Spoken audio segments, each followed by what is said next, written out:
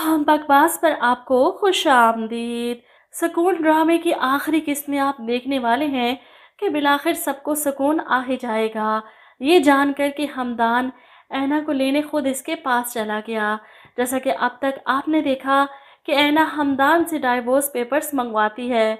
ऐना को लगा था कि शायद हमदान डाइवोर्स पेपर्स भेजने से इनकार कर दे, लेकिन हमदान ने तो इसके सामान के साथ साथ पेपर्स भी भिजवा दिए, जिसके बाद ऐना को यकीन हो गया कि हमदान अब इसे छोड़कर आगे बढ़ चुके हैं।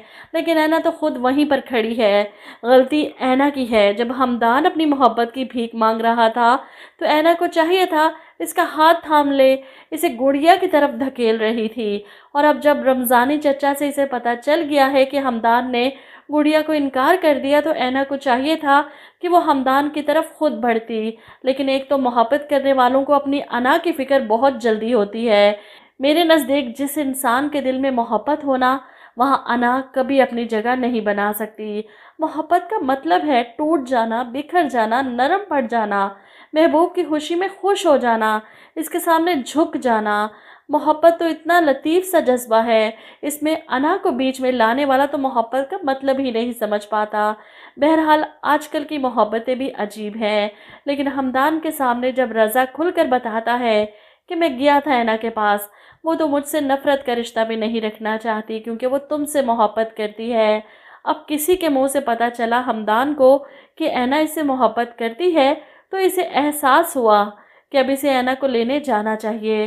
वो रमज़ानी चचा को सरप्राइज़ देना चाहता है, इसीलिए इन्हें इस बारे में अनजान ही रखता है। आप जल्दी से मेरा सामान पैक कर दीजिए, मुझे बहुत ज़रूरी जाना है और मेरी चीज़ें मत भूलिएगा, आप हमेशा भूल जाते हैं। रमज़ानी चचा परेशान हो रहे हैं कि हमदान कहाँ जा रहे हैं, लेकिन हमदान तो बहुत खुश हैं।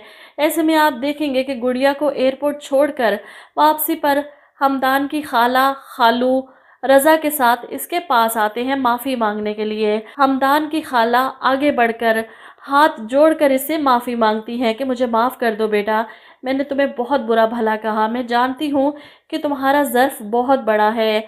ऐसे में अमजद साहब भी हमदान से माफ़ी मांग कर कहते हैं कि बेटा ऑफ़िस दोबारा ज्वाइन कर लो, तुम और रज़ा इस बिज़नेस को बहुत ऊपर लेकर जा सकते हो। लेकिन हमदान साफ इनकार कर देता है, सॉरी अंकल, मैं पहले ही एक कंपनी से 2 साल का कॉन्ट्रैक्ट साइन कर चुका हूँ।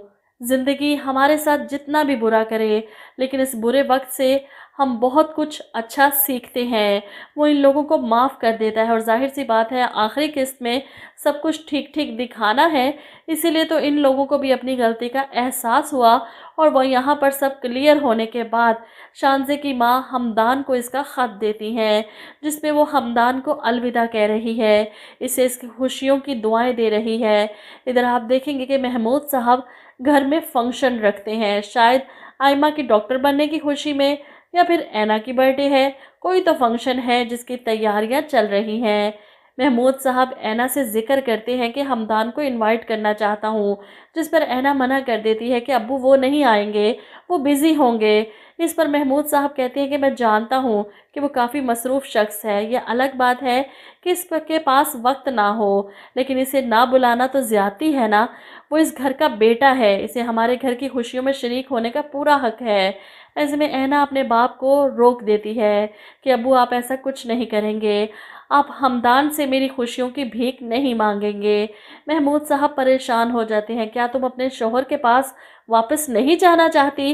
जिस पर ऐना कहती है कि मैं वापस जाना चाहती हूँ बाबा, लेकिन वापसी के सारे दरवाजे बंद हो चुके हैं और मेरी अना इस बात की इजाज़त नहीं देती कि मैं इस रिश्ते के लिए भीख मांगूं।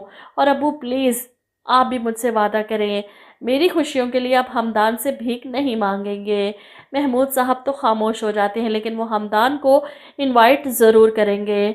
ऐसे में आखिरी किस्त में फंक्शन है, जैसे कि पहली किस्त में था, जहाँ से कहानी शुरू हुई वहीं पर ख़त्म होने जा रही है। वहाँ पर भी पहली बार हमदान और ऐना का सामना हुआ था और यहाँ पर भी फिर से हमदान और ऐना का सामना होगा। सब घर वाले बहुत खुश हैं। ऐसे में महमूद साहब कहते हैं कि हमदान बेटा अभी तक नहीं आया, मैंने इसे इनवाइट किया था। जिस पर ऐना अपने बाबा से कहती है, बाबा मैंने आपको मना किया था कि आप हमदान को फ़ोन मत कीजिएगा, इन्हें मेरी वजह से मुश्किल में मत डालिएगा। اور جواب میں پیچھے کھڑا ہمدان کہتا ہے، اس کی ضرورت نہیں ہے اینا، میں تمہیں کبھی مشکل میں نہیں دیکھ سکتا۔ اینا پلٹ کر دیکھتی ہے تو سامنے ہمدان کھڑا ہے۔ وہ اپنے سامنے ہمدان کو دیکھ کر مسکرا دیتی ہے اور پھر ایک دم سے آتش بازی شروع ہو جاتی ہے۔ یوں لگتا ہے جیسے محمود صاحب نے ان دونوں کا ریسیپشن رکھا ہو۔ ہمدان اینا کو لینے آیا، دونوں کے بیچ صلح ہو جاتی ہے اور شاید وہ اسے اپنے ساتھ باہر لے کر جا رہا ہے جہاں سے اسے جاب کی آفر آئی تھی، اور یوں دونوں ایک ساتھ ایک نئی زندگی کی شروعات کریں گے، ڈرامے کی ہیپی اینڈنگ کے ساتھ۔